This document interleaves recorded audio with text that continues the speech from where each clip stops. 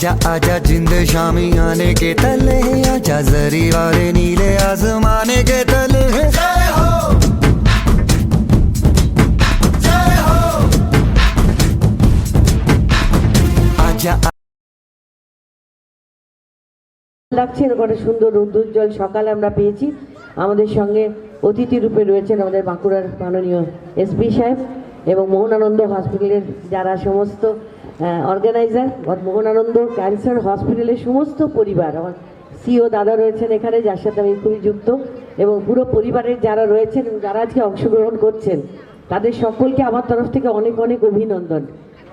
যে কী কী লক্ষণগুলো হলে আমরা বুঝতে পারবো যে আমরা ক্যান্সারে আক্রান্ত হতে চলেছি, আগের থেকে সচেতন, কি কি করলে আমাদের হওয়ার চান্স থাকবে না, যেগুলোতে বেশি করে চান্স থাকবে সেগুলো আমরা করব না। আর এটা আমার কাছে অত্যন্ত গর্বের ব্যাপার হবে যে দুর্গাপুরে একটি মানুষও আর ক্যান্সারে আক্রান্ত থাকবেন না। আমি চাই সকলে মিলে আমরা কাঁধে কাঁধ হাতে হাত মিলিয়ে এটার জন্য লড়াই করি। আসুন, ওনাদের যে লড়াই তাতে আমরা সকলে সামিল হব। আমরা এখানে জংশন মলে আছি। আজকে cancer awareness walk Mohanananda cancer হসপিটালের তরফ থেকে করা হচ্ছে। ডক্টর কুণাল চৌধুরী আমাকে ইনভাইট করলেন। হসপিটালের সকলেই কর্তৃপক্ষ এখানে আছে, আমাদের ছাত্রছাত্রীরা আছে, এখানকার সিনিয়র সিটিজেন্স আছেন, আর যারা আজকে এই যে ওয়াকে পার্টিসিপেট করেছে তারা সকলে এখানে আছে, যারা অর্গানাইজ করছে তাদেরকে সকলকে নমস্কার জানাই। আমি এমনি পুলিশ অফিসার, আমি বাঁকুড়ায় আছি। এখানে কিন্তু অ্যাজ এ পুলিশ অফিসার আমি আসিনি।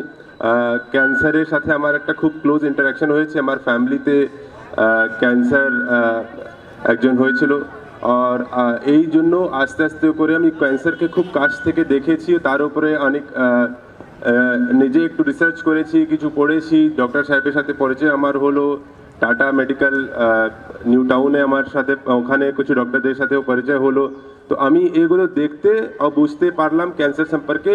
এই জন্য আমার ক্যান্সার সম্পর্কে একটা এমন ধারণা হয়েছে, একটা আইডিয়া হয়েছে যে আমি চাই যে আমাদের সকলেই ক্যান্সার সম্পর্কে একটু বুঝতে পারে, জানতে পারে। ক্যান্সার নিয়ে আমি যেটা বলতে চাইছি, আমাদের সকলে অনেক রোগ আমরা আক্রান্ত হই, আমরা ঠিক হয়ে যাই।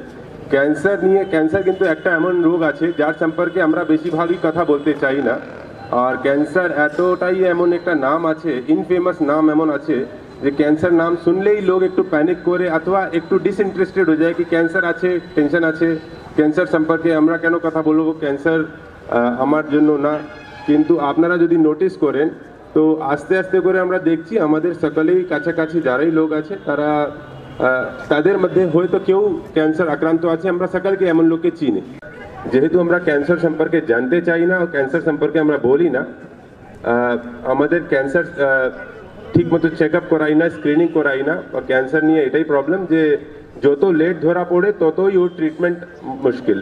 তো যত টাইমলি আমরা জানতে পারি ততই আমাদের ক্যান্সারের জন্য ট্রিটমেন্ট ততটাই ভালো।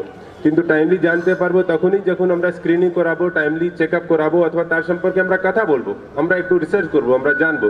কিন্তু আমরা এই ধরনের প্রোগ্রামটা খুব বেশি করি আর আমরা মানুষের কাছে এই বার্তাটা পৌঁছাতে পারি যে ক্যান্সার ইজ এ প্রবলেম, কিন্তু ইট ক্যান বি হ্যান্ডেলড